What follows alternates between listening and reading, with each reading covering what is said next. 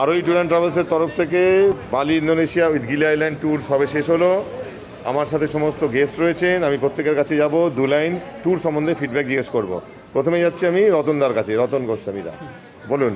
আমি সাউথ ইন্ডিয়ার ট্যুর থেকে ফিরেই ইন্দ্রর মেসেজ পেলাম যে আমরা বালি যাচ্ছি, বালি গিলি যাবেন নাকি।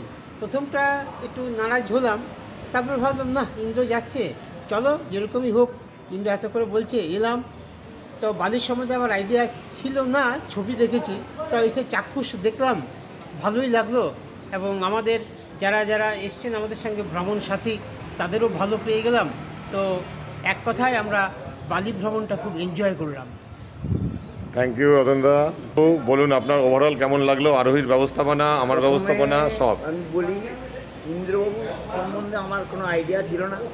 ইন্দ্রবাবুর সঙ্গে আমার ফোনে আলাপ, আমি কন্ট্যাক্ট করেছি প্রথমবার, তারপর থেকে উনি কন্ট্যাক্ট 2-1বার আমার সঙ্গে করেছেন।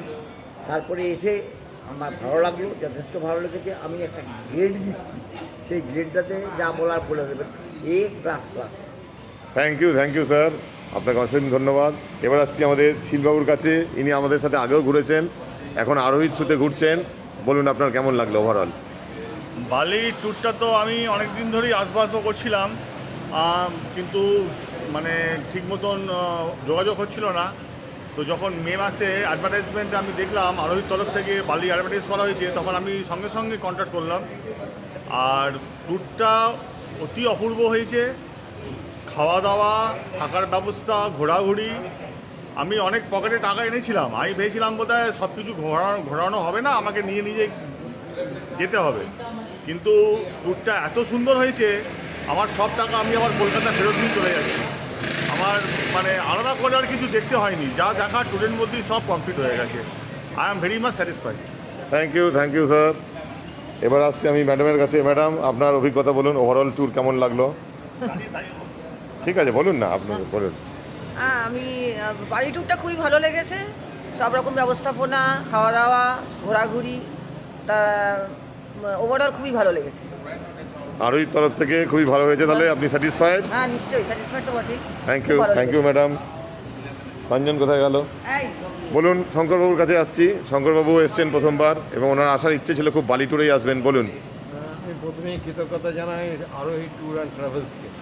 কারণ আমি আমার পাসপোর্টটা বানিয়েছিলাম আজ থেকে 5-6 বছর আগে বালির জন্য, বালিতে আসবো বলে। কিন্তু আসা হচ্ছিল না, ঠিক ব্যাটে বলে হচ্ছিল না, কাদের সঙ্গে যাব, যে গ্রুপ পাবো, কী পাবো। হঠাৎ করে একদিন অসীমবাবুর কাছে, আমার কলিগ ছিলেন, তো ওনার কাছে খবর পেলাম যে বালি ট্যুর হচ্ছে। তো ইন্দ্রনীলবাবুর সঙ্গে যোগাযোগ করি ওনার থ্রু দিয়ে। তো ইন্দ্রনীলবাবুর সঙ্গে যোগাযোগ করে আমি এখানে এলাম, এবং আমার সত্যিকারের বালি সম্পর্কে আসলে এত পত্রের পত্রিকায় পড়েছিলাম, একটু আমার ব্যাপারটা ছিল, এই জন্য আগ্রহ ছিল যে এটা যে বালি একটা ইন্দোনেশিয়া একটা মুসলিম কান্ট্রি হয়েও এখানে পুরোপুরি হিন্দু কালচারটাকে এরা এখনও পর্যন্ত ধরে রেখেছে। এটার জন্য জানার জন্য, দেখার জন্য একটু আগ্রহ ছিল, এবং নিজের চোখে এসে দেখলাম। এবং এই ট্যুরটাকে অ্যারেঞ্জমেন্ট করার জন্য প্রথমেই জানাই আমাদের ইন্দ্রনীলবাবুকে, উনি সব রকমভাবে আমাদেরকে সাহায্য করেছেন।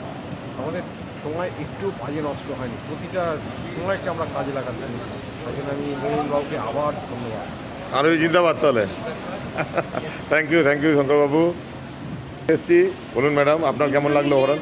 ইন্দ্রনীলের প্রচেষ্টায় আমাদের বালি সফর আজ সমাপ্ত, কিন্তু আজকে মনটা বড়ই ভারাক্রান্ত। কারণ সমুদ্র সৈকত, এত সুন্দর সমুদ্র সৈকত আর দেখিনি কোনো দিন। কিন্তু আজ মনে হচ্ছে যে এগুলোকে ছেড়ে যাচ্ছি।